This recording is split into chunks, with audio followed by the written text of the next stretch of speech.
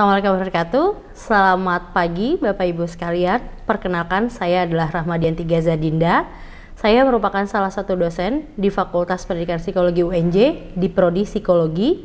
Saat ini saya sudah 5 tahun menjadi seorang dosen di Prodi Psikologi UNJ.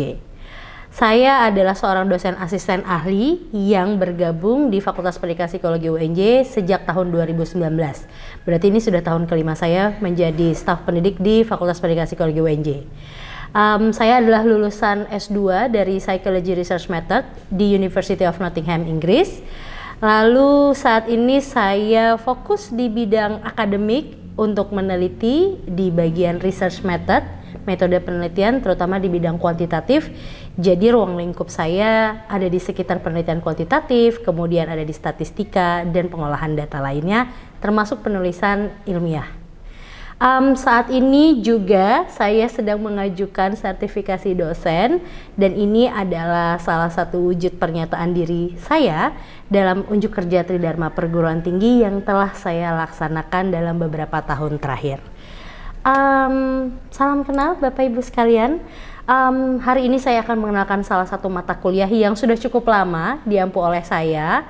Dalam 5 tahun terakhir ini saya mendapatkan beberapa mata kuliah dari penugasan dari Prodi, yaitu ada tentang terutama terkait dengan penelitian kuantitatif ya, ada tentang metode penelitian kuantitatif, statistika deskriptif, statistika inferensial, psikometri, bagian aplikasi komputer, kemudian juga ada tentang teknik penulisan ilmiah, logika penalaran ilmiah, dan English for Psychology. Jadi memang cukup luas jangkauan dari mata kuliah yang sering saya ampu, namun sebagian besar berkisar pada bidang kuantitatif. Dalam rangka pengajuan sertifikasi dosen kali ini, saya akan membahas salah satu mata kuliah yang sudah hampir 4 tahun saya ampu, yaitu statistika inferensial. Jadi ini adalah mata kuliah yang secara konsisten sudah ditugaskan oleh saya sejak tahun 2020, dan pada tahun 2024 ini di semester genap saya mengampu kembali mata kuliah tersebut. Mata kuliah tersebut namanya statistika inferensial. Ini adalah mata kuliah 3 SKS yang sebenarnya adalah kelanjutan dari mata kuliah statistika deskriptif yang sudah saya ampu di semester sebelumnya. Jadi secara umum ini adalah mata kuliah wajib bagi mahasiswa di Fakultas Pendidikan Psikologi UNJ, terutama di Prodi S1 Psikologi, yang selalu dibuka di semester genap. Jadi umumnya mata kuliah ini diambil oleh mahasiswa baru yang berada di semester 2. Secara umum, mata kuliah ini bertujuan untuk memberi pemahaman tentang konsep statistika inferensial terutama sebagai analisis statistika lanjutan dari statistika deskriptif tentunya untuk pengujian hipotesis yang umum diaplikasikan pada penelitian psikologi. Jadi materi untuk mata kuliah ini tuh cukup beragam. Ada tentang analisis statistika parametrik dan juga non-parametrik, baik untuk uji hubungan atau uji korelasi, ataupun ada uji komparatif atau uji perbedaan, termasuk juga analisis lanjutan dan implementasinya dalam penelitian psikologi. Nah, saya akan mengenakan beberapa metode yang sering digunakan dan juga sudah terjawantahkan pada RPS dari mata kuliah ini. Untuk metode pengajaran sendiri di mata kuliah ini, saya dan tim pengampu fokus menggunakan metode student center learning atau segala aktivitas berpusat atau mengutamakan keterlibatan aktif pada mahasiswa, di mana dalam kegiatannya sendiri kami menerapkan konsep project based learning dan juga case based learning, yaitu fokusnya adalah mengimplementasikan ilmu dari statistika sendiri pada suatu project dan juga menganalisis kasus yang terkait dengan analisis statistikanya. Dalam proses pembelajarannya kami menggunakan metode ceramah, ada diskusi, refleksi juga, kemudian ada analisis kasus, presentasi kelompok, dan tentu saja aktivitas kelompok. Aktivitas kelompoknya sendiri ada yang berbentuk presentasi, diskusi, ataupun analisis proyek bersama. Untuk pelaksanaan perkuliahan sendiri sudah hybrid saat ini. Sejak pandemi COVID, kami menerapkan pembelajaran sinkronus dan asinkronus. Pada kegiatan sinkronus, kita perkuliahan tatap muka seperti biasa secara langsung, ada pembahasan materi. Namun untuk asinkronus terdapat penugasan mandiri, di mana mahasiswa akan mengimplementasikan materi pembelajaran yang sudah didapatkan di lapangan. Melanjutkan dari informasi tentang mata kuliah ini menggunakan beberapa acuan referensi. Referensi utamanya menggunakan salah satu buku yang dihasilkan oleh salah satu kolega saya, yaitu Ibu Ana Armaini Rangkuti, yang berjudul Statistika Inferensial untuk Psikologi Pendidikan. Bukunya diterbitkan tahun 2019 dan sudah dicetak ulang pada tahun 2022. Kemudian ada beberapa referensi pendukung. Mohon maaf untuk ini karena referensi pendukungnya masih menggunakan referensi dari luar. Kami menggunakan buku Discovering Statistics Using SPSS karya dari Andy Field. Kemudian juga ada Statistics Without Maths for Psychology, sebuah buku karangan dari Dancy, Kirsten, and John Rady. Untuk mahasiswa sendiri sebenarnya cukup bebas menggunakan referensi tambahan yang bisa didapatkan di Google ataupun di internet lainnya. Untuk mengevaluasi mata kuliah ini, karena tujuan dari mata kuliah ini secara umum capaian pembelajarannya adalah mahasiswa mampu bekerja sama dan memiliki kepekaan sosial serta kepedulian terhadap masyarakat, kemudian juga menginternalisasi nilai, norma, dan etika, serta menunjukkan sikap bertanggung jawab sebagai bagian ranah dari sikap. Lalu juga untuk ranah bagian keterampilan umum, mahasiswa juga diharapkan memiliki capaian mampu menunjukkan kinerja mandiri, bermutu, dan terukur, kemudian menyusun deskripsi saintifik hasil kajian di dalam bentuk skripsi atau laporan tugas akhir tentunya, kemudian mampu mengambil keputusan secara tepat dalam konteks mengunggahnya dalam bentuk hasil laporan penelitian dan lainnya. Terakhir juga untuk keterampilan umum sendiri, mahasiswa diharapkan mampu mengambil keputusan secara tepat dalam konteks penyelesaian masalah di bidang keahliannya, dalam hal ini di bidang psikologi. Untuk pengetahuan sendiri, capaian dari mata kuliah ini diharapkan mahasiswa mampu menguasai teknik statistika dasar dan metode penelitian, dan untuk keterampilan khususnya, mahasiswa diharapkan mampu menyampaikan gagasan secara tertulis, baik menampilkan secara presentasi efektif atau menggunakan teknologi informasi lainnya, serta mampu memperoleh informasi data dari lapangan dan melakukan analisis data secara bertanggung jawab. Nah, untuk mengevaluasi keempat ranah tersebut, baik dari ranah sikap, keterampilan umum, keterampilan khusus, serta pengetahuan, mata kuliah ini menerapkan 4 tugas atau 4 bentuk evaluasi pembelajaran, yang mana terjemahkan dalam bentuk 4 tugas utama. Yang pertama adalah kuis.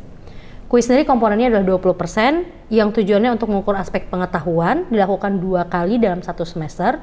Kemudian untuk tugas berikutnya adalah analisis kasus secara individual berbentuk analisis jurnal, di mana komponennya ini hanya 20%, kalau kuis tadi 20%, kalau ini juga 20%. Tujuannya untuk mengukur aspek pengetahuan dan keterampilan khusus. Lalu ada analisis kasus yang berbentuk deskripsi, dilakukan secara berkelompok dengan komponen 15%. Dan yang terakhir adalah mini riset. Ini merupakan proyek utama dari mata kuliah ini dengan bobot paling besar yaitu 45%, dilakukan secara berkelompok. Tujuannya untuk mengukur aspek seluruhnya, baik dari sikap, pengetahuan, keterampilan umum, dan keterampilan khusus. Masing-masing dari tugas ini sudah memiliki rubrik penilaiannya dan sudah juga dicantumkan pada RPS yang kemudian dijadikan acuan untuk pelaksanaan mata kuliah statistika inferensial bagi seluruh tim teaching. Untuk lebih tahu lanjutnya mengenai perkuliahan ini, saya akan mendeliver materi tentang salah satu pertemuan, yaitu di pertemuan ke-15 yang mengangkat topik tentang analisis mediasi dan moderasi, dan saya melibatkan mahasiswa di sini sebagai bentuk dari pengajaran saya di lapangan. Selamat siang teman-teman. Terima kasih sudah hadir di kuliah kita hari ini. Kita ada di kelas statistika inferensial. Kalau di RPS kita ada di pertemuan ke-14 ya teman-teman ya. Apparently setelah teman-teman belajar semua analisis statistika selama ini, which kalian udah belajar analisis korelasi, perbandingan komparatif, kemudian ada analisis regresi. Hari ini kita masuk analisis yang agak naik dikit, yaitu analisis mediasi dan moderasi. Ada yang pernah dengar sebelumnya? Ada yang udah, ada yang belum? Oke, so jadi ini adalah analisis yang sebenarnya seringkali digunakan untuk rekan-rekan yang berada di S2 dan S3. So ini kalian S1 ya, jadi kalian hari ini hanya akan mendapatkan perkenalan tentang analisis mediasi dan moderasi. Kenapa sampai analisis ini diperkenalkan ke teman-teman, rekan-rekan S1?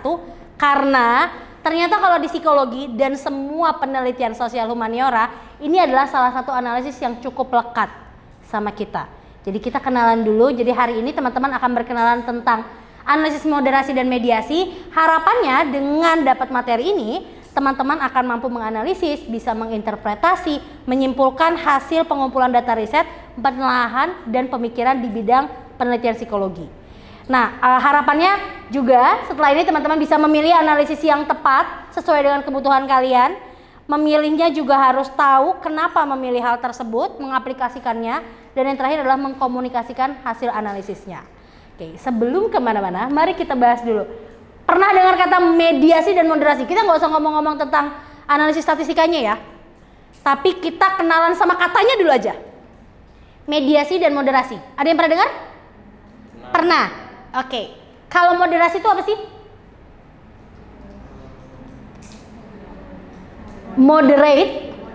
Moderator.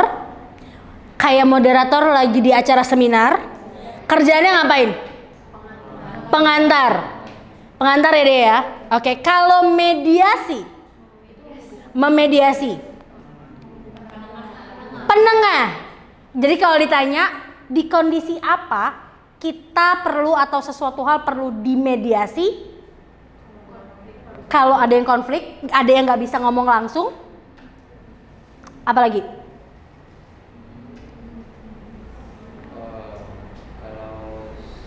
Satu orang dan lainnya nggak bisa komunikasi secara. Satu orang dan lainnya nggak bisa mengkomunikasikan hal-halnya. Oke, kalau moderator di kondisi seperti apa kita butuh sesuatu hal yang perlu dimoderatori?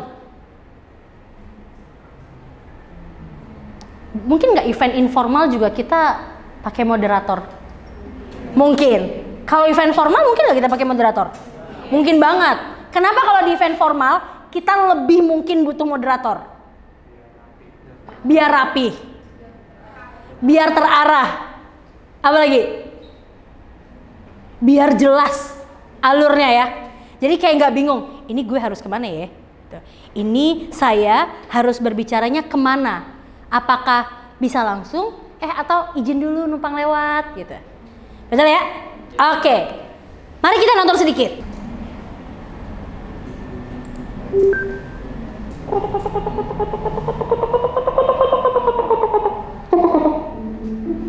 Interview juga mas? Iya mas. Oh iya.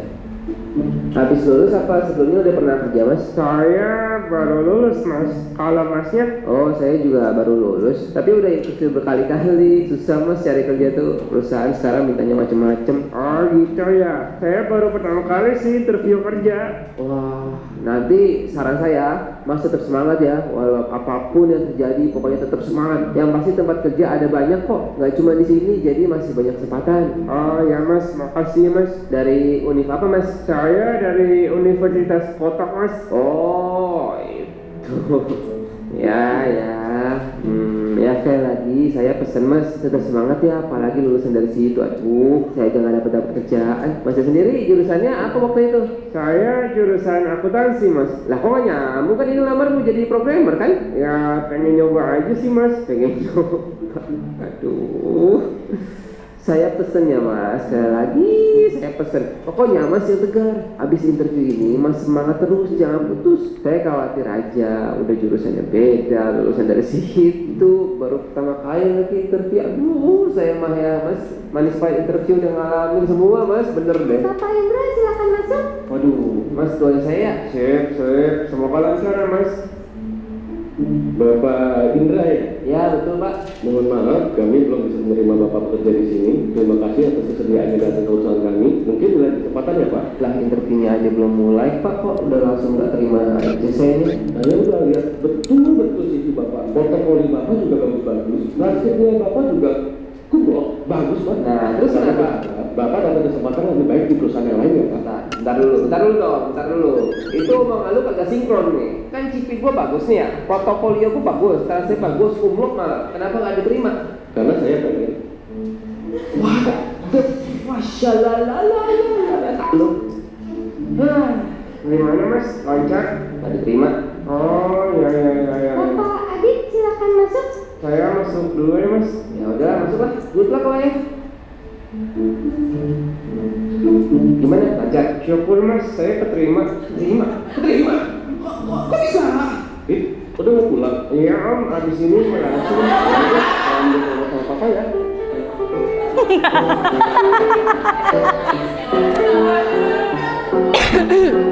Gini-gini nih, plot twist di dalam hidup yang nggak bisa diabaikan. Kehadiran yang plot twist di akhir, dia yang memberikan perubahan. Ini kalau saya mau menjual perubahan tuh, jualan kayak gini tuh bisa loh. Mad Mod. Ternyata ada tangan-tangan tak terlihat yang bisa memberikan perubahan. Jadi ada faktor. Nih kita udah punya modal nih. Nih kalau saya ada beberapa yang udah nonton, mohon maaf jika terjadi kesamaan ya. Kalian udah punya modal nih. IV-mu, independen variabelmu, faktor yang mempengaruhinya kan CV-mu, kurikulum vitae, pengalaman, bla bla bla bla, pencapaian. Mantep banget lah. Logikanya nih, semakin mentereng itu CV, semakin besar kemungkinan kalian diterima pekerjaan yang oke. Iya kan? Logikanya, bener nggak? Ya kan kita udah punya CV, kita mau ke pekerjaan gitu kan.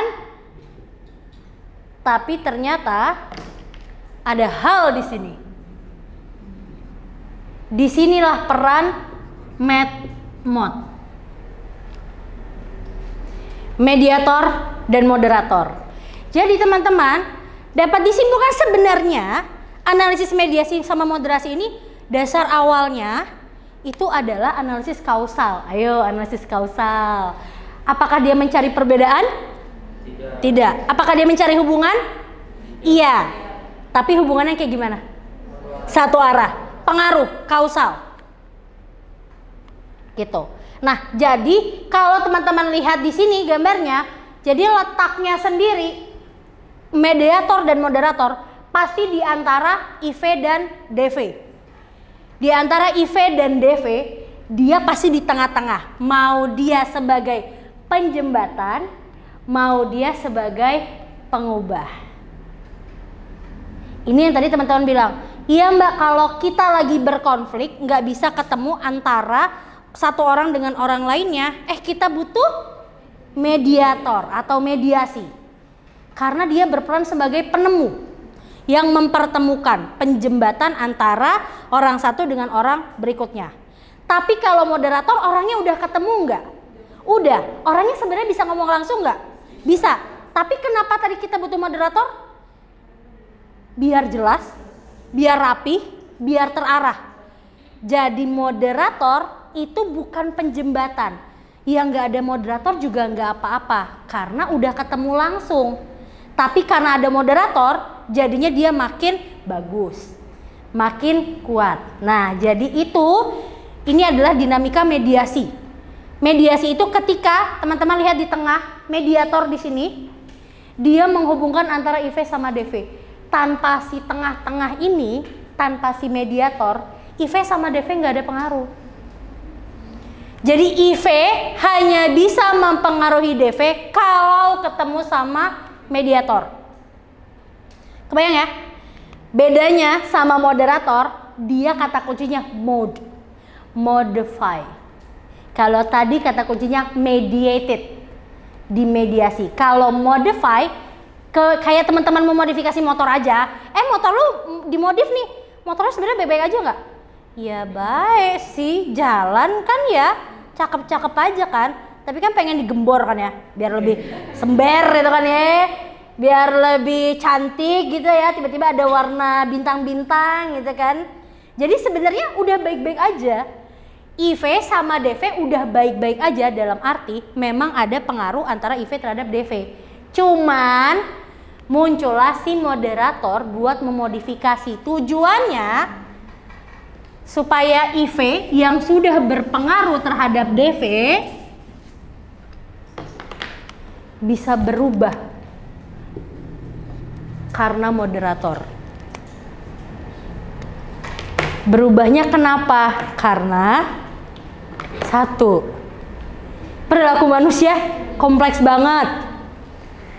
Ada banyak faktor yang mempengaruhi suatu hal. Kalau di psikologi yang belajar perilaku manusia, kita tahu bahwa perilaku manusia itu lucu-lucu deh, ajaib-ajaib deh. Atau kalau bahasa ilmiahnya, perilaku manusia itu fluid. Jadi kita tuh kayak adonan kan. Kamu mau dia jadi agak penyot, ya tinggal dipukul. Kamu mau dia agak gepeng, ya tinggal dipilin gitu kan. Kalau kita pengen dia bergelombang, kita pijit-pijit biar berbentuk fluid. Dan yang lebih seru lagi, perilaku bisa diintervensi. Maksudnya, kamu pengen perilakunya jadi cantik. Perempuan nih, katanya semua orang terlahir dengan cantik, katanya. Harusnya berarti semua orang akan dinilai cantik dong dengan orang lain.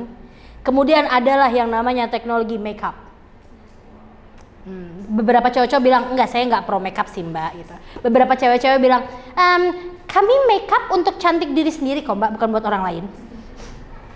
Jadi itu yang menunjukkan kenapa perilaku bisa diintervensi, bisa diganggu supaya menghasilkan hasil yang berbeda. Jadi sebenarnya kalau ditanya teman-teman, bedanya moderasi sama mediasi adalah bagaimana kita menempatkan si variabel tersebut di tengah.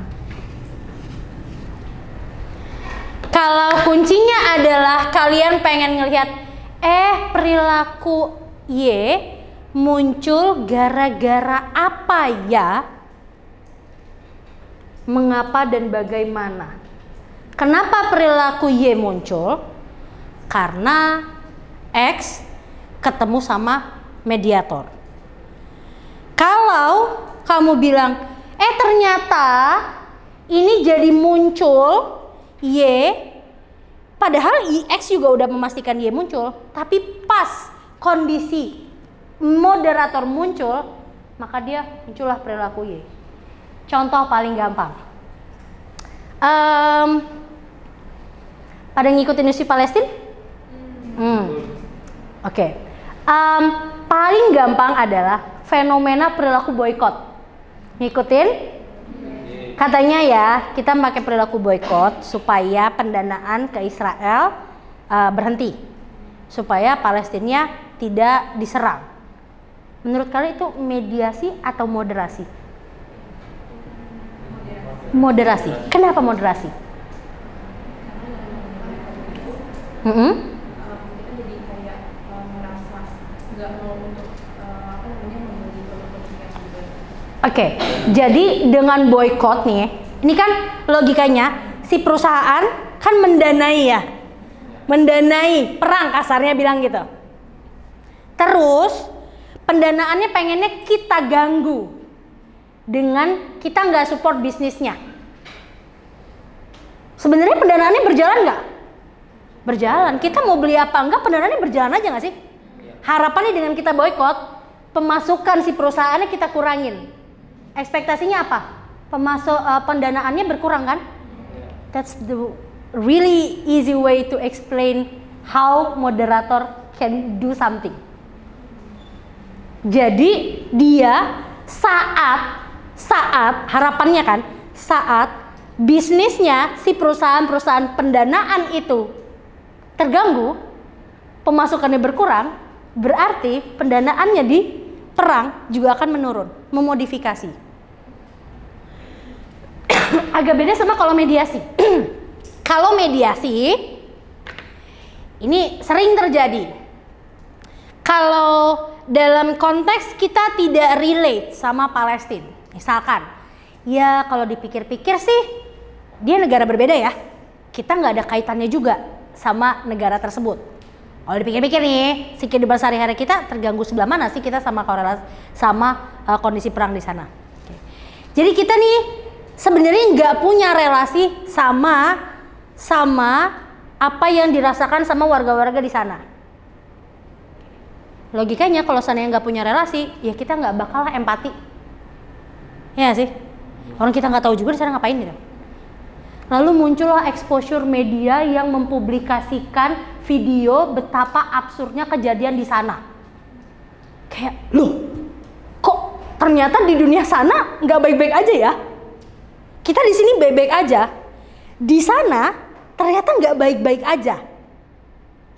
Kira-kira akan ngaruh nggak ke penumbuhan empati? Oke, is that mediasi atau moderasi? Sekarang saya mau minta teman-teman sedikit aja diskusi di kelompok. Kalau di sini di kondisi seperti apa, boleh diskusi nanti sekitar 1 row atau 4 orang, 3 orang boleh. Coba di share satu aja pengalaman kalian di mana ternyata perilaku itu muncul setelah dimediasi sesuatu, atau perilaku itu udah ada dipengaruhi sama sesuatu hal, tapi gara-gara ada faktor yang baru dia jadi semakin keluar, dia semakin kuat atau justru dia semakin lemah. Bisa kita lakukan itu? Oke, kita diskusi ya. Kita diskusi sekitar 5 menit.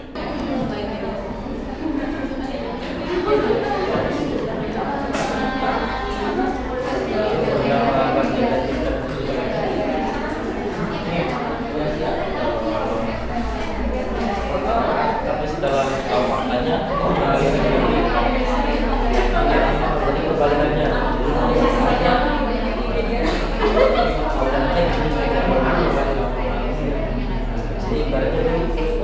Boleh kesana. Oke, udah kebayang semua? Oke, ini sebenarnya sesuatu hal yang harusnya melekat sih sama kita. Teman-teman mungkin udah pernah merasakan, tapi kayak baru sadar, ini ternyata moderasi ya, ini ternyata mediasi. Boleh ya di-share beberapa, 3 kali ya, tapi suaranya agak gede boleh? Biar saya kedengeran. Yes? Oke, yuk, ada yang mau perwakilan? Willingly mau share hasil diskusinya? Yes? Yuk, boleh teman-teman, kita dengar dulu yuk. Ya boleh, agak kencang aja, berdiri gak apa-apa sih, gak usah maju. Yes. Agak geser sedikit boleh?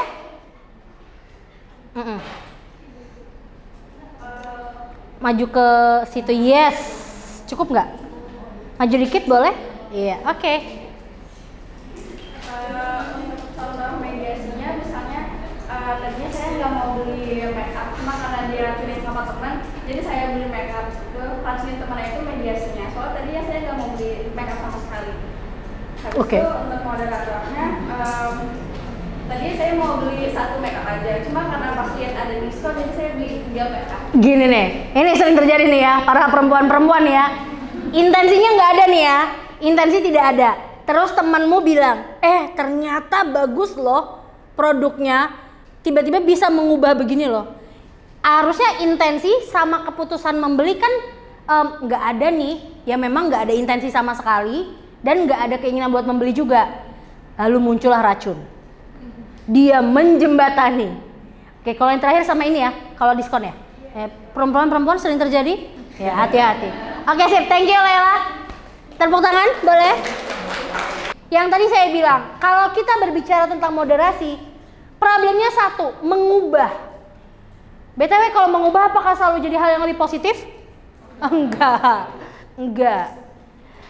Termasuk misalkan teman-teman sama nih kayak perilaku kita, misalkan sudah berusaha untuk mengurangi konsumsi barang-barang yang katanya pro perangnya Israel Palestina, tiba-tiba dia kasih flash sale. Tiba-tiba dia kasih buy one get 3 free, kayak aduh sobat miskinku gitu kan ya. Tiba-tiba jadi kayak ini enak juga ya kalau makan A ini ya karena dia lagi promo. Apakah dia mengarah ke yang positif? Enggak. Jadi moderasi, moderating variable, analisis moderasi, itu dia poinnya mengubah. Mau jadi lebih baik, mau jadi lebih buruk, atau yang lebih ekstrim lagi mengubah arah. Kalau di penelitian psikologi ini beberapa publikasi yang mungkin bisa mengejutkan buat teman-teman. Ini saya maling-maling beberapa dari punya teman-teman mahasiswa dan punya saya juga. Jadi kalau yang pertama tentang kepercayaan terhadap pemerintah. Ini penelitian tentang COVID waktu itu, tentang kepatuhan mahasiswa saat menghadapi dulu zaman-zaman kita diminta untuk stay at home. Kan teman-teman mahasiswa klaimnya mengalami kesepian ya. Karena kesepian pengennya jalan-jalan dong pas zaman-zaman disuruh stay at home, disuruh PSBB. Karena kesepian, dia bisa mempengaruhi kepatuhan. Makin dia kesepian, dia makin gak patuh. Sampai muncullah trust to government, kepercayaan terhadap pemerintah. Oh ternyata meskipun kesepian, tapi kalau individunya percaya terhadap pemerintah, dia jadi patuh. Jadi pengaruhnya awalnya kalau dia kesepian, maka dia nggak patuh, arahnya negatif awalnya. Muncullah kepercayaan terhadap pemerintah yang awalnya arahnya negatif berubah jadi, oh kalaupun dia kesepian, dia percaya sama pemerintah nih. Akhirnya dia jadi patuh. Kira-kira itu mediasi atau moderasi? Moderasi.